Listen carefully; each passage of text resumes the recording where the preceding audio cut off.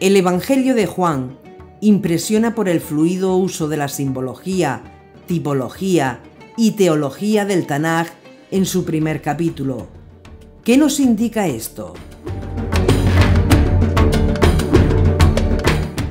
En el primer capítulo del Evangelio de Juan, él se propone por revelación narrarnos lo que sería un nuevo comienzo, un segundo Génesis para el hombre.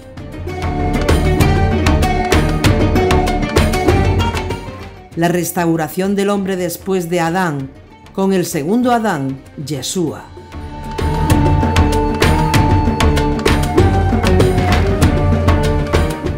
Para captar esta idea, no hay nada más que observar claramente el uso que él hace en su primer capítulo de las palabras, figuras, símbolos e historias relacionadas con el primer Génesis de la creación y del pueblo escogido por Dios.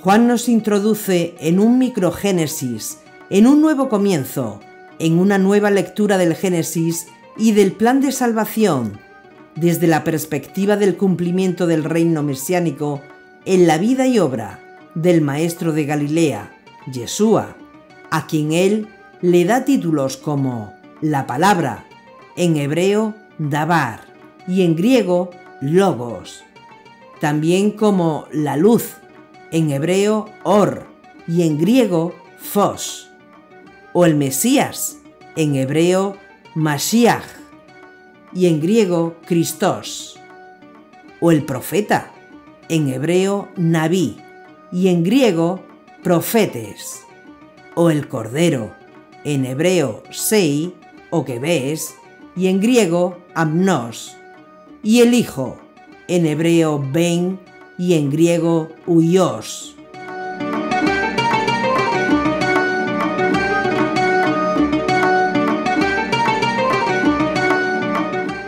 Todos estos títulos en el Evangelio de Juan apuntan a que el mensaje central es que Yeshua es el ungido de Hashem, el escogido de Dios, el Hijo de Dios enviado para salvar al pueblo de Israel y a las naciones. Y que el plan de Dios estaba en su mente, metafóricamente hablando, desde un principio.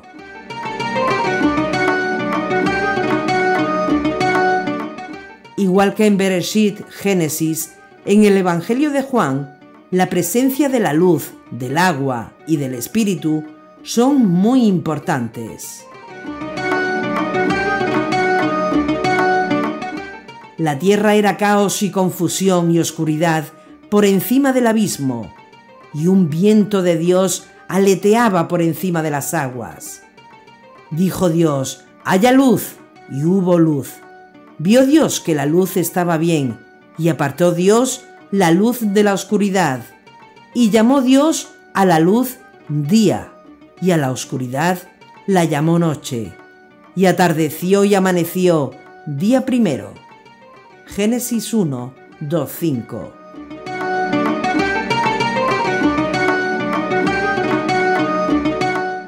La otra perspectiva a tener en cuenta en el Evangelio de Juan son las fiestas de Dios dadas al pueblo de Israel. Desde la perspectiva de las fiestas de Israel, es impresionante el bautismo de arrepentimiento, purificación de Juan, ya que esta acción nos conecta con las fiestas de iniciación y purificación, la Pascua y los panes sin levadura y las trompetas. De hecho, el profeta Juan se fundamentó en Isaías 43 y se declara a sí mismo como la voz que grita, la trompeta de Dios, el chofar de Dios, es decir, una voz profética.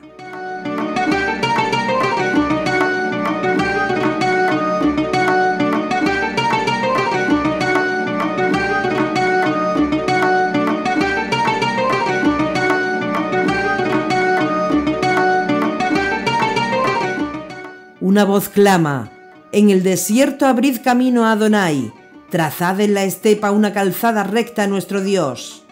Isaías 43. Dentro de la óptica de la celebración de las fiestas de Dios, el bautismo del profeta Juan representaría la primera y segunda fiesta, es decir, Pesaj, la Pascua.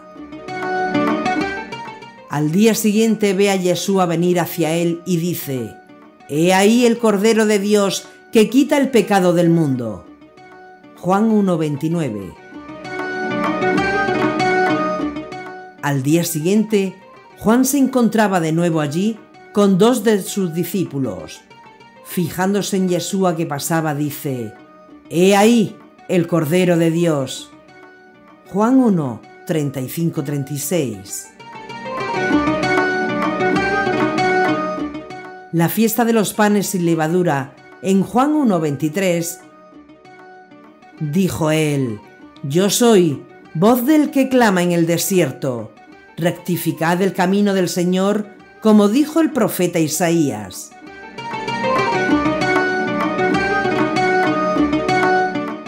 Y por consiguiente, el bautismo de Moisés, que representó el paso del Mar Rojo, esto ocurrió en Betania, al otro lado del Jordán, donde estaba Juan bautizando. Juan 1:28. Mas los israelitas pasaron a pie, enjuto por en medio del mar, mientras las aguas hacían muralla a derecha e izquierda. Éxodo 14:29. Y Pablo de Tarso confirma esta idea cuando escribió: «No quiero que ignoréis, hermanos, que nuestros padres estuvieron todos bajo la nube, y todos atravesaron el mar, y todos fueron bautizados en Moisés por la nube y el mar». Primera de Corintios 10:1-2.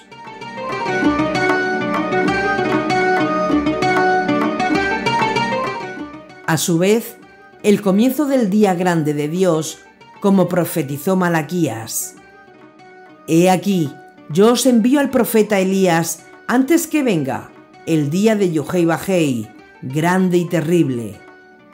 Malaquías 4:5. Y le preguntaban diciendo: «¿Por qué dicen los escribas que Elías debe venir primero?» Él les dijo: «Elías en verdad viene primero a restaurar todas las cosas. Pero, ¿no dice la Escritura que el Hijo del Hombre debe padecer mucho y ser despreciado?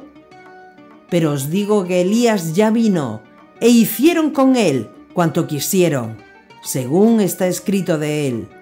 Marcos 9, 11-13.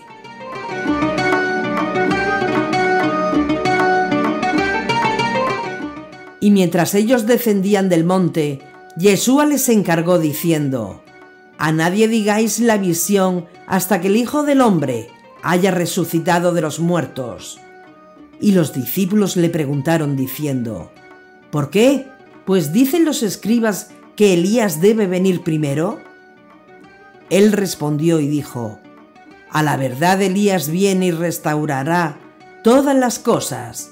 Pero yo os digo que Elías ya vino, y no lo reconocieron, sino que hicieron con él todo cuanto quisieron. Así también el Hijo del Hombre está a punto de padecer de parte de ellos». Entonces los discípulos comprendieron que les había hablado acerca de Juan el Bautista. Mateo 17, 9-13.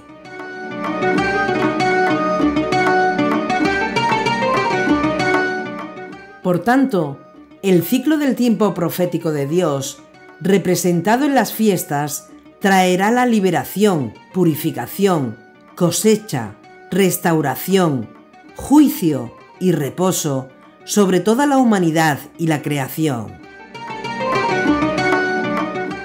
Este contexto del bautismo en las aguas del río Jordán representa igualmente un nuevo comienzo, en este caso, un comienzo de sucesión, ya que la primera acción que hizo Josué como sucesor de Moisés fue dividir las aguas del Jordán y pasar en seco por ellas, junto con el pueblo.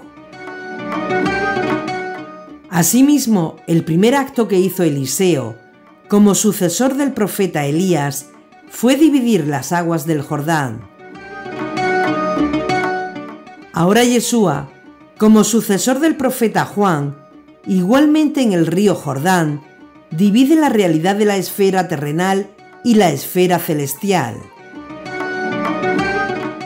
Este es de quien yo dije: detrás de mí viene un varón que se me ha adelantado, porque era primero que yo, y yo no lo conocía, pero para que él fuera manifestado a Israel, por eso vine yo bautizando en agua. Y Juan dio testimonio diciendo: he contemplado al Espíritu que descendía del cielo como una paloma y permaneció sobre él. Y yo no lo conocía, pero el que me envió a bautizar con agua, él me dijo: sobre el que veas que desciende el Espíritu y permanece sobre él, ese es el que bautiza con el Espíritu Santo. Y yo lo he visto, y he dado testimonio de que este es el Hijo de Dios. Juan 1, 30-34.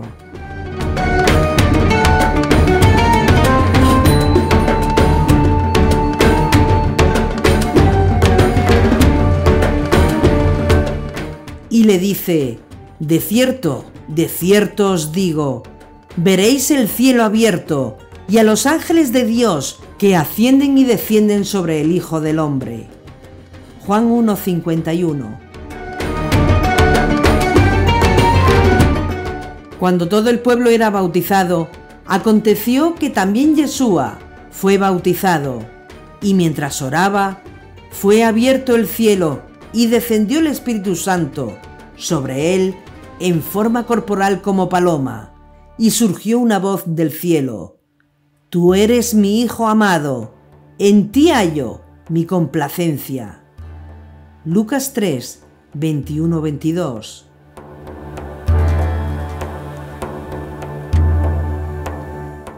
Si prestamos realmente atención al lenguaje simbólico y profético implicado en la vida de Yeshua, debemos observar que los nombres de ambos profetas, Johanán y Yeshua, se relacionan con la historia de aquellos profetas antiguos. El nombre arameo de Yeshua proviene del hebreo Yehoshua, Josué, que significa Salvador, y Juan, que en hebreo es Yohanan o Johanán, significa Dios tiene gracia. Yeshua representó a Eliseo, en hebreo Elisha o Elishua, que significa Dios de súplica o riquezas. Y Juan representó a Elías, en hebreo Elijah o Eliyahu, que significa Yuhei Bajei, es Dios.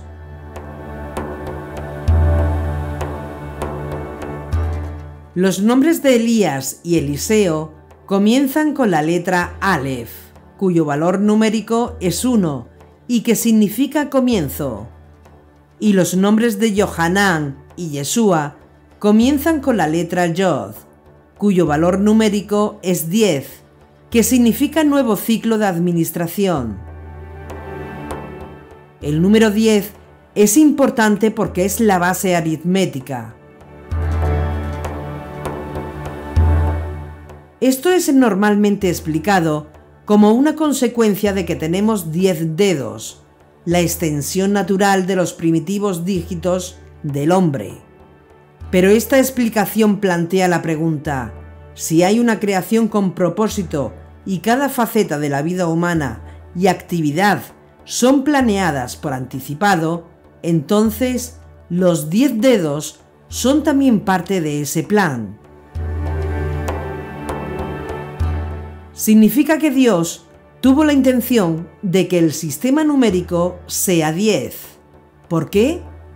Y aunque el sistema de números se construye en base 10, ¿por qué es esa la cantidad de las emanaciones de Dios? Podemos concluir que al igual que Elías, Juan fue un profeta restaurador, y como Eliseo, Yeshua fue un profeta de mayor unción, señales y de resurrección. Y la vida de ambos estuvo relacionada con el agua y el río Jordán.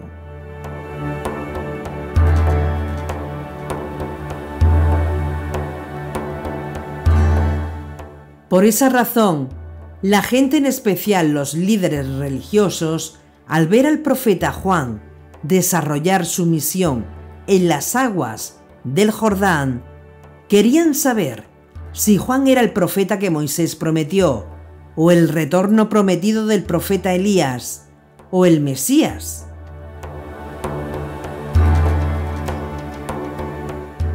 Y este fue el testimonio de Juan cuando los judíos enviaron donde él desde Jerusalén sacerdotes y levitas a preguntarle: ¿quién eres tú? Él confesó y no negó, confesó: yo no soy el Mesías. Y le preguntaron: ¿qué pues? ¿Eres tú Elías? Él dijo: no lo soy. ¿Eres tú el profeta? Respondió: no. Entonces le dijeron: ¿quién eres? Pues para que demos respuesta a los que nos han enviado. ¿Qué dices de ti mismo? Dijo él: yo soy voz del que clama en el desierto. Rectificad el camino del Señor, como dijo el profeta Isaías. Los enviados eran fariseos, y le preguntaron: ¿por qué, pues, bautizas si no eres tú el Mesías, ni Elías, ni el profeta? Juan les respondió: yo bautizo con agua, pero en medio de vosotros está uno a quien no conocéis, que viene detrás de mí, a quien yo no soy digno de desatarle la correa de su sandalia. Esto ocurrió en Betania, al otro lado del Jordán, donde estaba Juan bautizando. Juan 1, 19-28.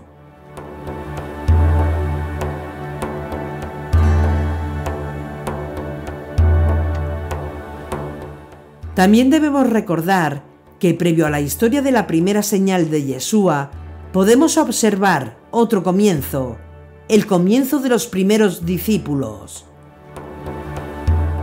Andrés, y probablemente el discípulo amado, como ya estudiamos y podemos ver en Juan 1:35-51, la estrecha relación espiritual y familiar entre ellos.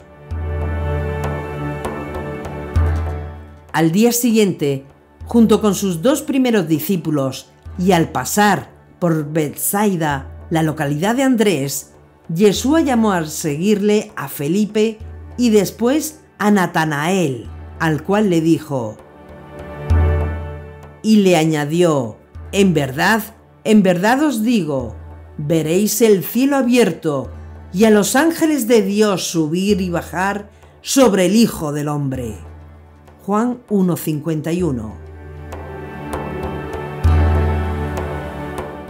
Proclama que está conectada con el sueño de Jacob. Y tuvo un sueño. He aquí una escalera apoyada en la tierra, cuya parte superior alcanzaba los cielos. He aquí los ángeles de Dios subían y bajaban por ella. Génesis 28:12.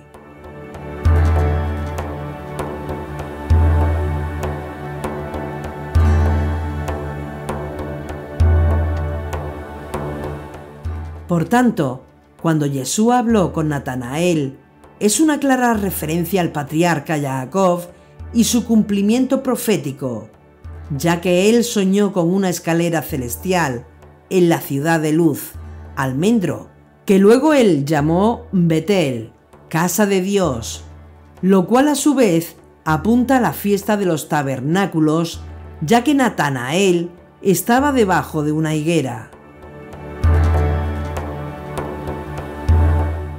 Le dice Natanael: ¿de qué me conoces? Le respondió Yeshua: antes de que Felipe te llamara, cuando estabas debajo de la higuera, te vi. Le respondió Natanael: Rabí, tú eres el Hijo de Dios, tú eres el Rey de Israel. Juan 1, 48-50. árbol que en el lenguaje profético representa al pueblo de Dios, es decir, a la casa o tabernáculo de Dios, como podemos confirmar en Malaquías 4:4, Zacarías 3:9-10, Joel 1:6-7 y Mateo 24:32.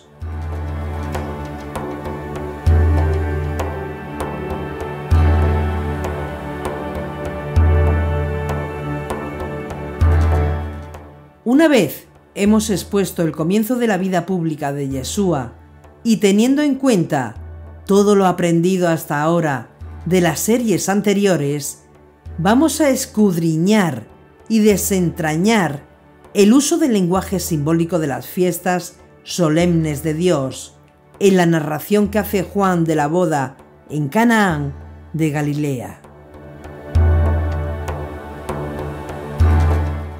Pero para poder tener todas las piezas, tenemos que conectar todo lo que hemos y vamos a exponer con la proclamación que hizo Moisés.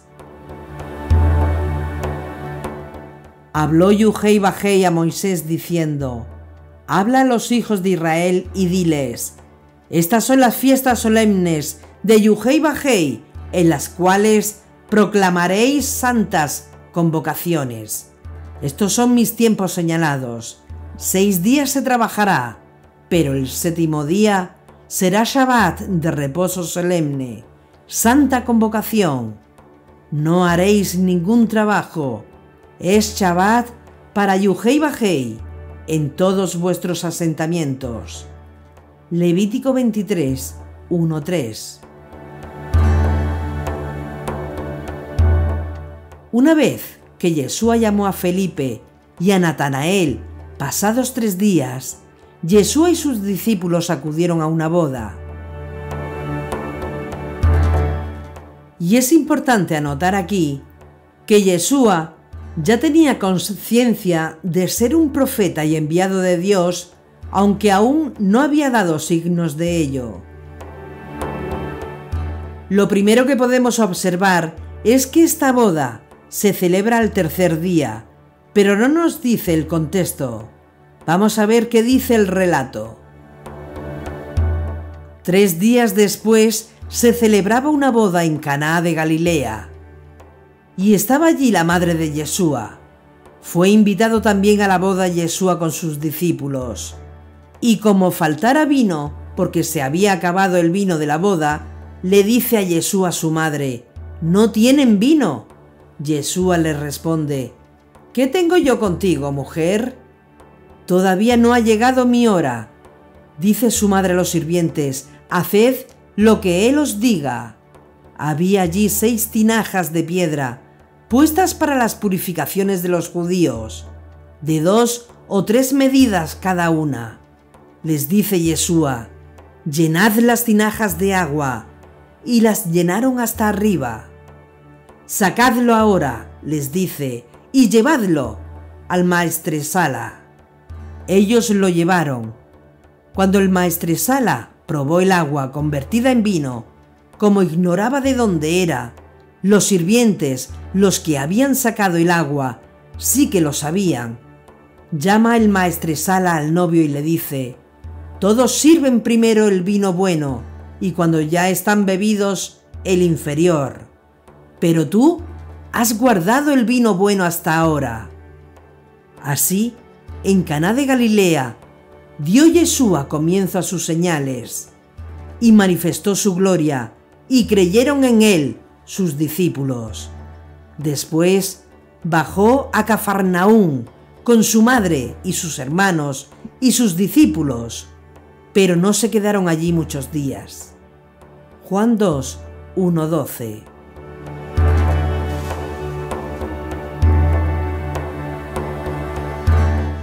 No nos dice al 3er día de qué. Solo podemos observar que en el capítulo anterior repite en 3 ocasiones la frase al día siguiente. Juan 1:29, 1:35-43.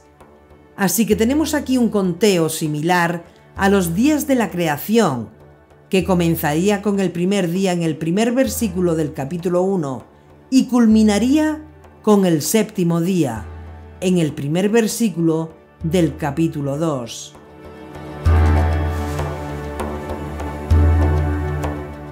¿Hay alguna similitud con la narración que hace el Génesis? Sí. Hay una extraordinaria similitud o coincidencia.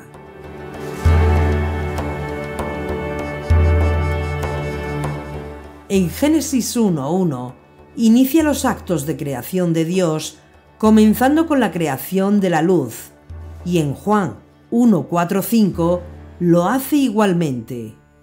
En Génesis 2:1-3, en solo 3 versículos, se narra la bendición y santificación del día séptimo como día de reposo, y en Juan 2:1-11 se narra una boda, que es la celebración de una fiesta, es decir, de un tiempo de reposo y gozo, la gran boda y banquete mesiánico.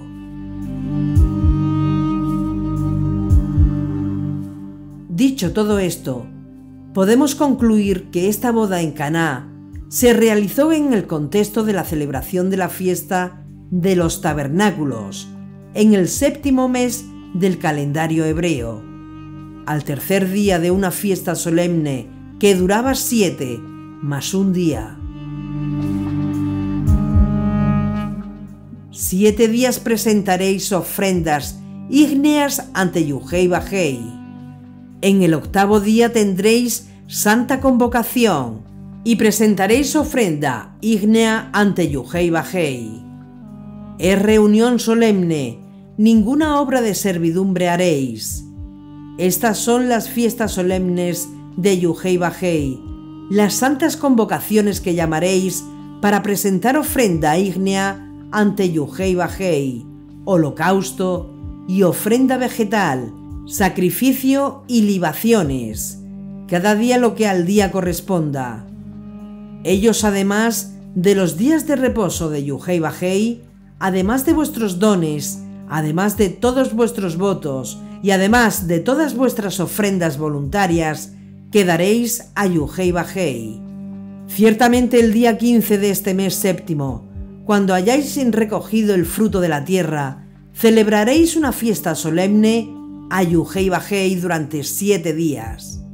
El primer día habrá un reposo solemne, y el 8º día también habrá un reposo solemne. El primer día tomaréis para vosotros fruto de árbol selecto, ramas de palmeras, ramas de árboles frondosos y sauces del arroyo. Y durante 7 días os regocijaréis en presencia de Yahvé Bajei vuestro Dios. Celebraréis esta fiesta solemne a Yahvé Bajei anualmente durante 7 días. Estatuto perpetuo por vuestras generaciones que celebraréis en el mes séptimo. Levítico 23, 36-41.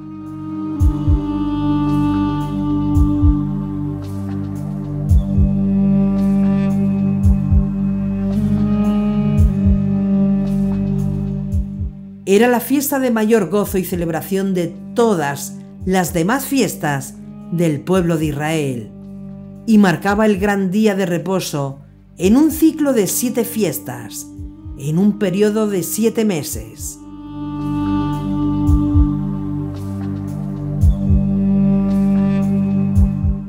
Es decir, Yeshua realizó su primer milagro, su primera señal, como la mayoría de las sanidades que hizo, en un día de reposo, en este caso en la gran fiesta del reposo de Dios, creador de los cielos y de la tierra.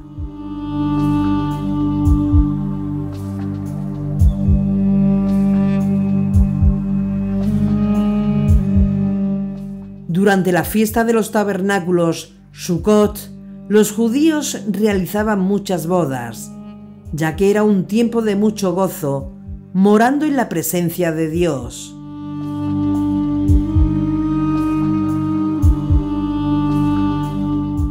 Las parejas se casaban bajo una jupá, que es una especie de sucat, tienda temporal, donde expresaban sus votos ante familiares y amigos.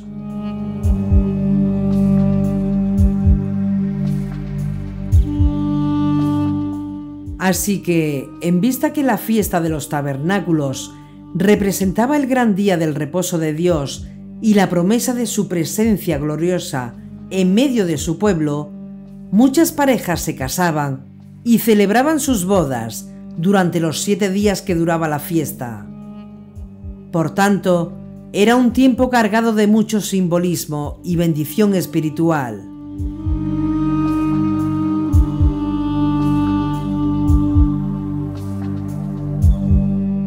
También esta fiesta es la tercera fiesta de peregrinación en la que cada hombre en Israel debía ir a Jerusalén a celebrar la fiesta, como ordena Éxodo 23, 14-17 y 34, 18-23. También era conocida como la tercera fiesta de cosecha. La primera era la de la cebada, la segunda la del trigo y la tercera la de los frutos de los árboles.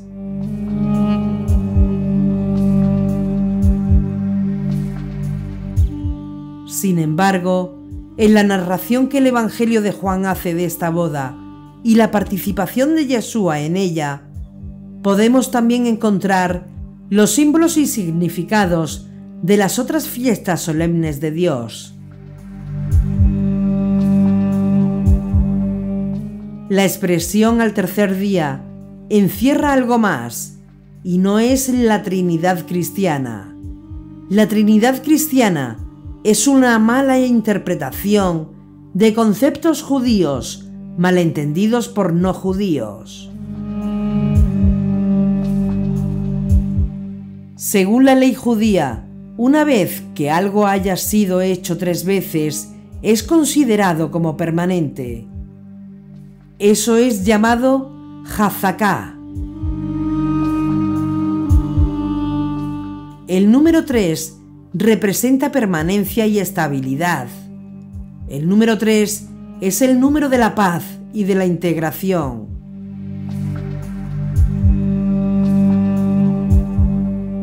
El número 1 representa la totalidad, representa a Dios. El número 2 representa diferencia, división, izquierda y derecha, dar y restringir. Y el número 3 representa la integración de 1 y 2. El número 3 es el valor o símbolo de la letra hebrea Gimel. ¿Y saben cuál es la tercera letra del alfabeto hebreo? La letra Gimel. La letra Gimel, la tercera en el alfabeto hebreo, connota el Espíritu Santo, el Ruach HaKodesh, en 3 aspectos.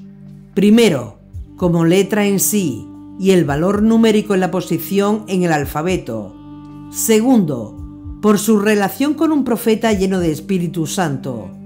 Y tercero, por su relación con nuestra función como hijos de Dios, en quienes ese mismo Espíritu reside. La letra Gimel también está conectada con la música. La música es también una importante práctica mencionada en el Tanaj para provocar el estado profético. Por ejemplo, cuando Eliseo intentaba ponerse en disposición de escuchar una revelación de Dios, decía: «Traedme pues un tañedor». Y sucedió que mientras tocaba el tañedor, vino sobre él la mano de Adonai. Segunda de Reyes 3:15.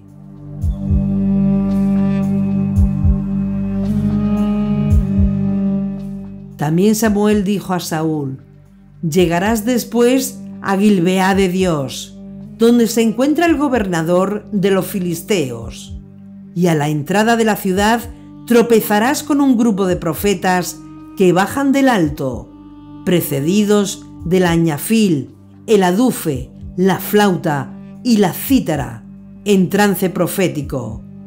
Primera de Samuel 10:5.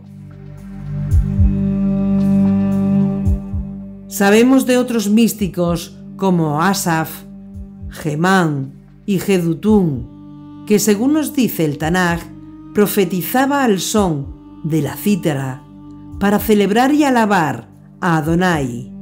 Primera de Crónicas 25:3. La raíz de la palabra hebrea que significa música, en hebreo nagen, procede de la letra Gimel, que también origina la palabra mug, que significa derretir, porque la finalidad de la música es la de derretir o ablandar a quienes la escuchan. Con este propósito de derretir las resistencias emocionales, la soberbia, el orgullo, la vanidad y disolver el ego, era utilizada la música por los profetas. Al son del arpa de 10 cuerdas y la lira, con un susurro de cítara.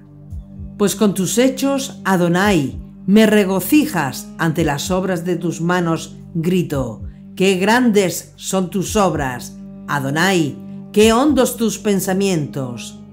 El hombre estúpido no entiende, el insensato no comprende estas cosas. Salmos 92, 3-6. Como ya dijimos, el valor numérico de esta tercera letra, la Gimel, es un 3. La letra hebrea, Aleph, tipifica la plenitud de la deidad, el Padre Creador Todopoderoso. En tanto la segunda letra del alfabeto, la Bet, tipifica al Mesías, el Hijo de Dios.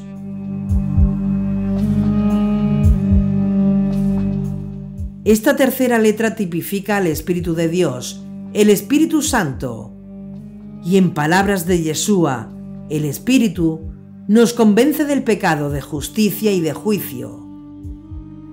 3 sustantivos. Pero ahora me voy a aquel que me ha enviado, y ninguno de vosotros me pregunta, ¿dónde vas?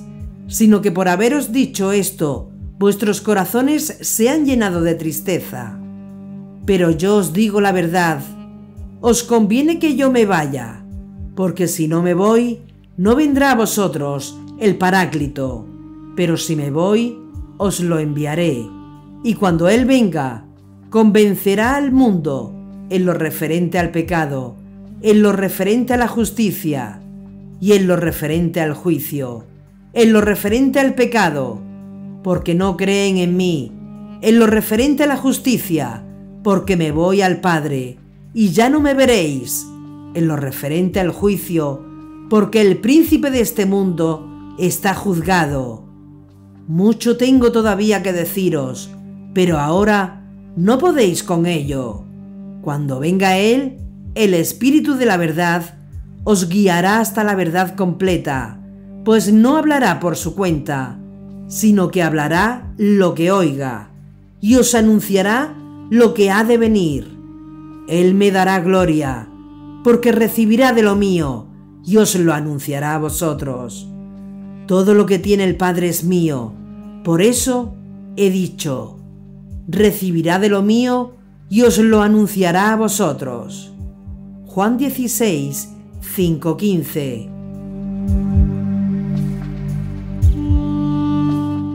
Cuando venga el Paráclito, que yo os enviaré de junto al Padre, el Espíritu de la verdad, que procede del Padre, Él dará testimonio de mí. Juan 15, 26.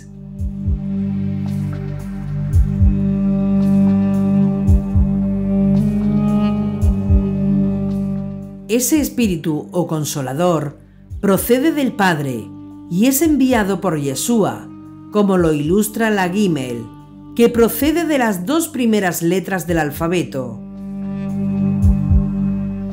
La casa, la Bet, que está abierta, suelta el Espíritu sobre nuestra vida. La presencia de ese Espíritu en nuestro corazón nos mueve al arrepentimiento, nos convence del pecado, nuestra condición pecaminosa, de justicia, lo que es bueno y lo malo, y de juicio, lo que nos ocurriría en caso de no arrepentirnos y no caminar la senda de justicia. En ocasiones, en el original hebreo, algunas letras aparecen en determinados pasajes del Tanaj con un círculo sobre ellas o una tilde, lo cual las vuelve prominentes o las agiganta. Ese es el caso de la letra Gimel, en un versículo que se encuentra en Levítico 13, 33. Lo asombroso del caso es que ese texto está en el medio mismo del Pentateuco. ¿Qué hace esta Gimel agrandada o acentuada en la mitad exacta de la Torá? Los sabios judíos entienden que ello apunta a que el Espíritu sirve de puente entre Dios y los hombres, y entre los hombres. De hecho, la Gimel también se asocia con el término puente en hebreo, Gesher. La Torá, inspirada por el Espíritu de Dios, por la Gimel, es el arma para instruirnos en cuanto a lo que está mal y lo que está bien.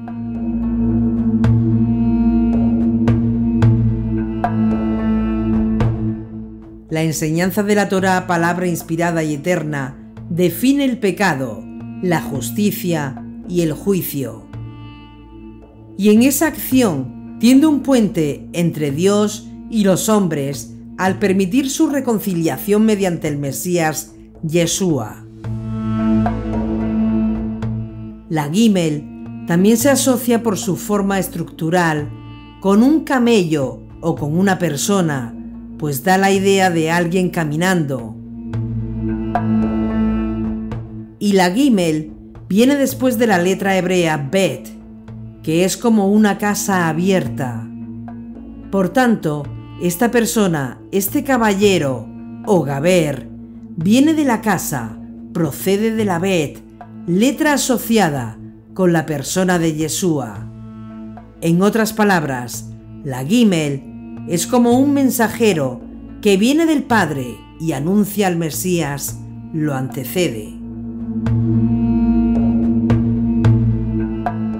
Y esto nos lleva a Malaquías cuando profetizó: «He aquí que yo envío a mi mensajero a allanar el camino delante de mí, y enseguida vendrá a su templo el Señor, a quien vosotros buscáis. Y el ángel de la alianza, que vosotros deseáis, he aquí que viene, dice Adonai Sebaot. ¿Quién podrá soportar el día de su venida?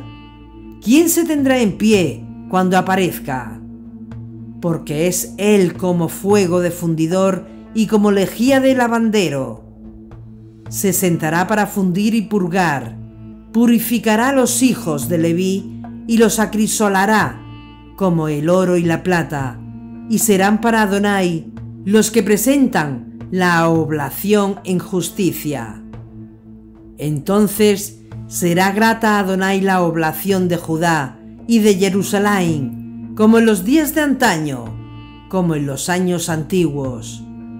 Yo me acercaré a vosotros para el juicio, y seré un testigo expeditivo contra los hechiceros y contra los adúlteros, contra los que juran con mentira, contra los que oprimen al jornalero, a la viuda y al huérfano, contra los que hacen agravio al forastero, sin ningún temor de mí, dice Adonai Sebaot. Malaquías 3, 1-5. En concordancia con esta profecía, unos 400 años más adelante, Juan el Bautista dijo de Yeshua y de sí mismo: Este es por quien yo dije: detrás de mí viene un hombre que se ha puesto delante de mí, porque existía antes que yo, y yo no le conocía, pero he venido a bautizar en agua para que Él sea manifestado a Israel. Juan 1, 30-31. Se suscitó una discusión entre los discípulos de Juan y un judío acerca de la purificación. Fueron pues donde Juan y le dijeron: Rabí, el que estaba contigo al otro lado del Jordán, aquel de quien diste testimonio, mira, está bautizando y todos se van a él. Juan respondió: Nadie puede recibir nada si no se le ha dado del cielo. Vosotros mismos me sois testigos de que dije: Yo no soy el Mesías, sino que he sido enviado delante de él. El que tiene a la novia es el novio, pero el amigo del novio, el que asiste y le oye, se alegra mucho con la voz del novio. Esta es, pues, mi alegría, que ha alcanzado su plenitud. Es preciso que él crezca y que yo disminuya. Juan 3, 25-30.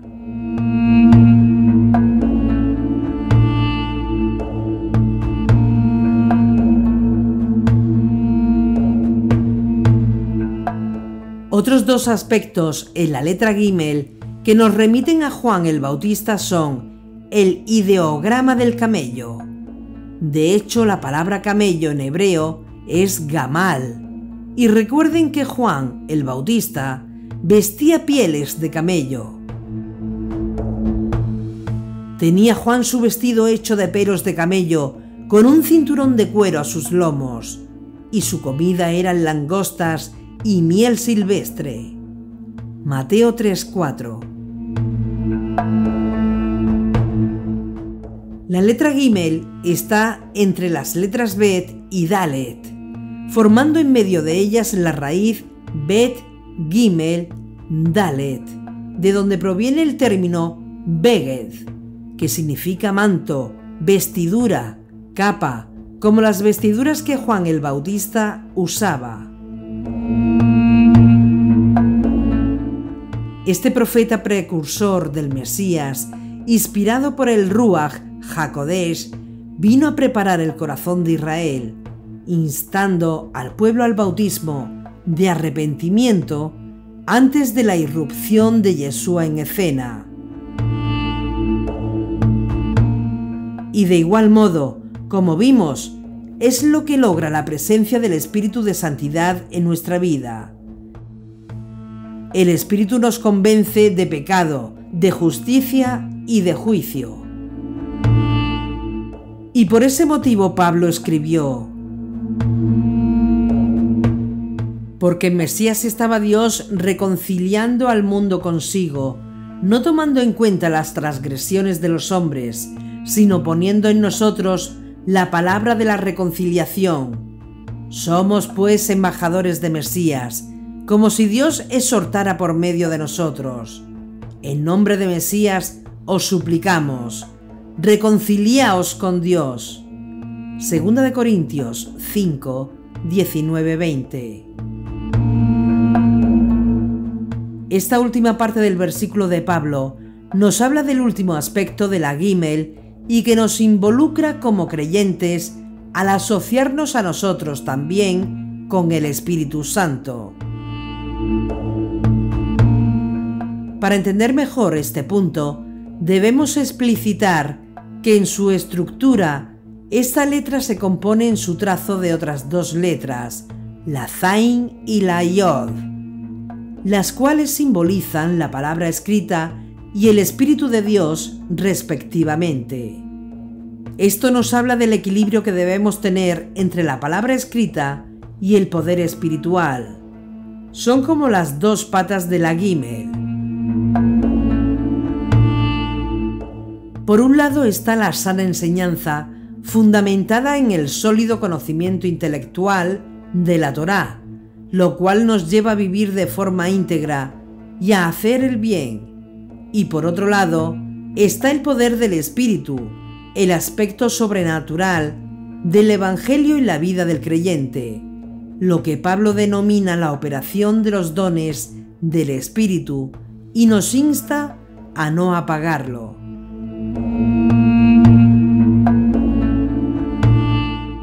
Hay diversidad de carismas, pero el Espíritu es el mismo.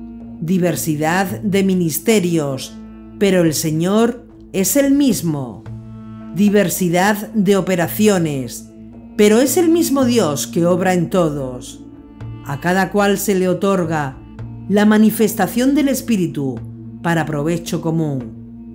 Porque a uno se le da por el Espíritu palabra de sabiduría, a otro palabra de ciencia, según el mismo Espíritu, a otro fe, en el mismo Espíritu, a otro carismas de curaciones, en el único Espíritu, a otro poder de milagros, a otro profecía, a otro discernimiento de espíritus, a otro diversidad de lenguas, a otro don de interpretarlas. Pero todas estas cosas las obra un mismo y único Espíritu, distribuyéndolas a cada uno en particular según su voluntad. 1 Corintios 12, 4-11. El valor numérico de la letra Gimel 3 apunta a la unión y a la consumación, como nos indica el Tanaj. Y si alguien prevalece contra uno, dos lo resistirán, y cordel de 3 dobleces no se rompe pronto.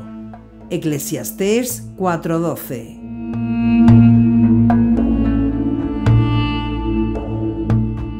En el tercer día de la creación, Dios juntó a las aguas y creó a los mares y la tierra seca, y ordenó que en la tierra creciera la vegetación. Es decir, 3 cosas creó Dios en el tercer día: los mares, la tierra y la vegetación.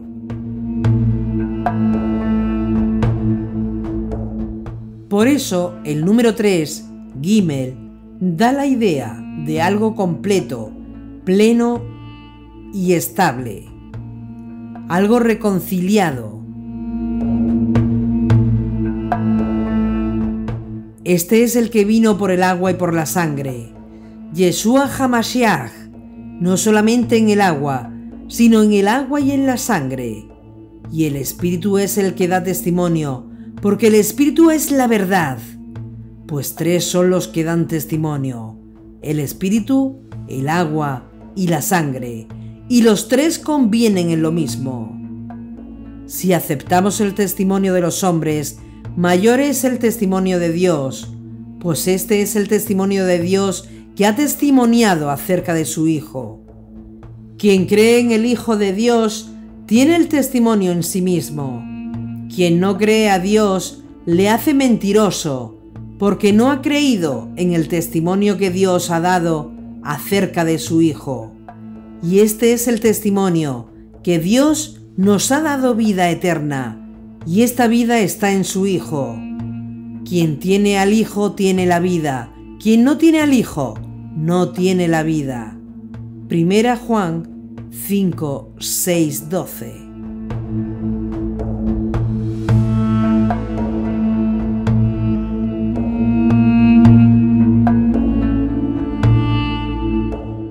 La fiesta de las primicias, primeros frutos de la cosecha de la cebada, se celebraba el tercer día después de la fiesta de la Pascua, como indica Levítico 23, 9-12. Primero se celebraba en el atardecer del día 14 del mes de Nisán, primer mes, la fiesta de la Pascua.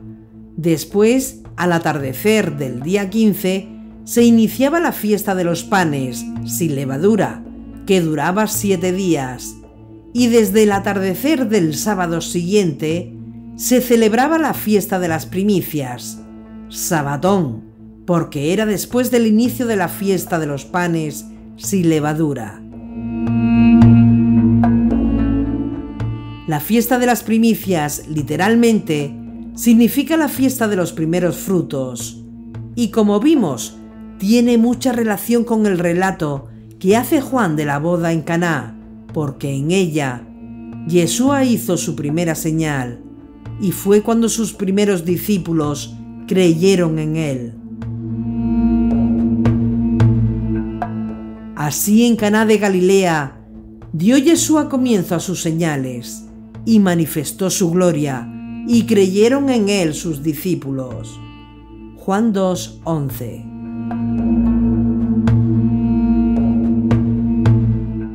Y también guarda estrecha relación con el tercer día de la creación, cuando Dios creó la vegetación, es decir, ese tercer día, tiempo, era o ciclo, fue las primicias de toda la vegetación. Y también eso explica por qué las fiestas de cosecha, cebada, trigo y frutos, se dan en ciclos de 3. 1. Los primeros frutos de la cosecha, de la cebada, se dan a los 3 días después de la Pascua, durante la fiesta de las primicias, en el primer mes. 2. La cosecha del trigo se inicia en el tercer mes, durante la celebración de las fiestas de Pentecostés. 3. La cosecha de los frutos de los árboles y vides, que es la tercera cosecha, se inicia durante la fiesta de los tabernáculos, que es la tercera fiesta en el tercer ciclo de 7 fiestas, después de la fiesta de las trompetas y del perdón, en el 7º mes. Y por último, en la mente de todo creyente en Yeshua está la relevancia del tercer día, porque fue cuando Dios resucitó a Yeshua. En el relato de la boda en Caná, también vemos un momento de resurrección figurativa.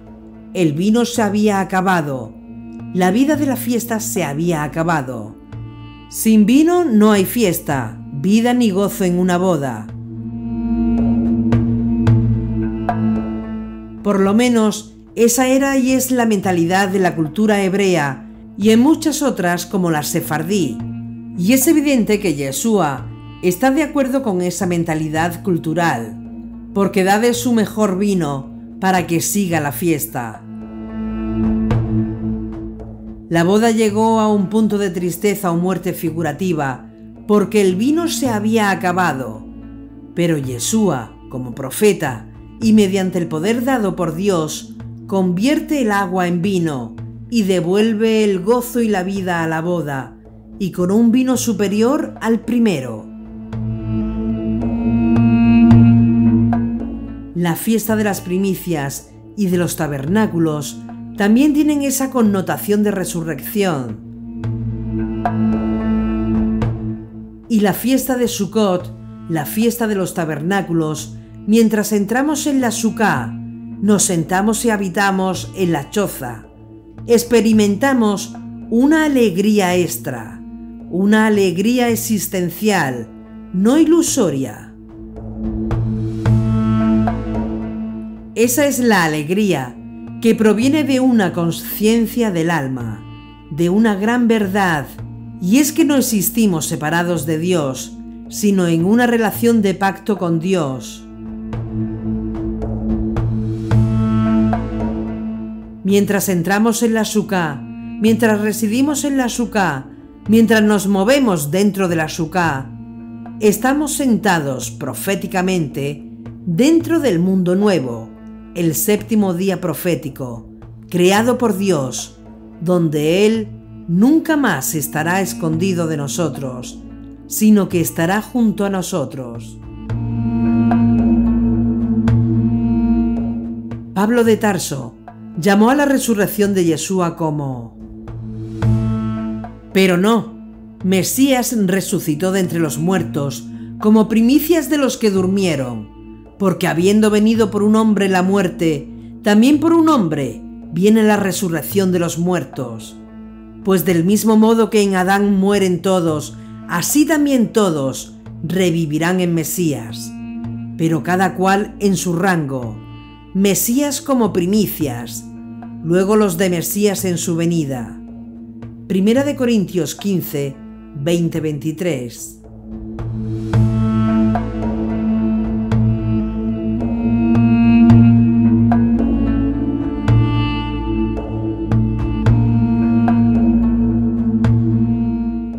También Pablo nos habló que una de las esperanzas que tenemos, los que creemos en Yeshua como el Mesías, es que nuestros cuerpos, como tiendas temporales, tabernáculos, serán revestidos con un ropaje de gloria, con una habitación celestial, más permanente y eterna, como indica 2 Corintios 5, 1, 4.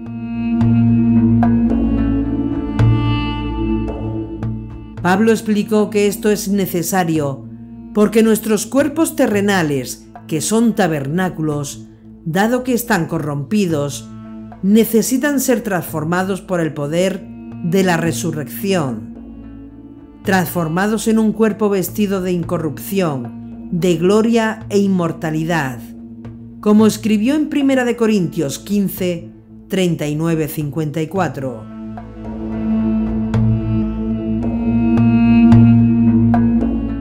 Pablo también afirmó que nuestros cuerpos, nuestras tiendas temporales, tabernáculos, serán transformados el día de la resurrección de la segunda venida de nuestro Señor.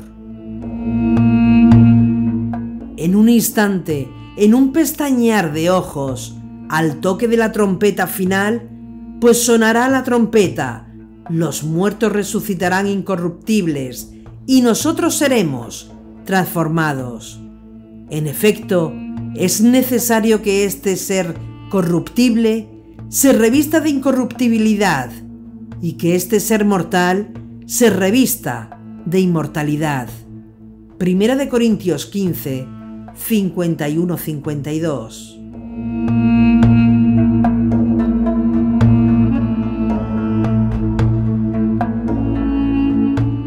Así que, hasta ahora, hemos podido ver la carga de significado del tiempo en el que se celebró la boda de Caná, de Galilea, donde Yeshua realizó su primera señal, convirtiendo el agua en vino.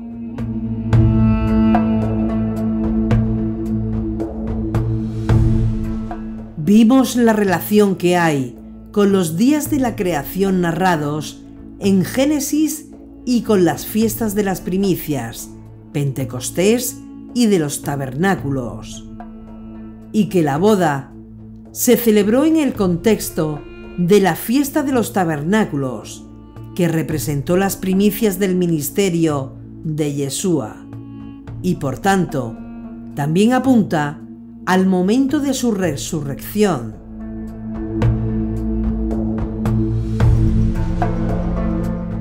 Pero, ¿qué significado tienen las bodas de Caná?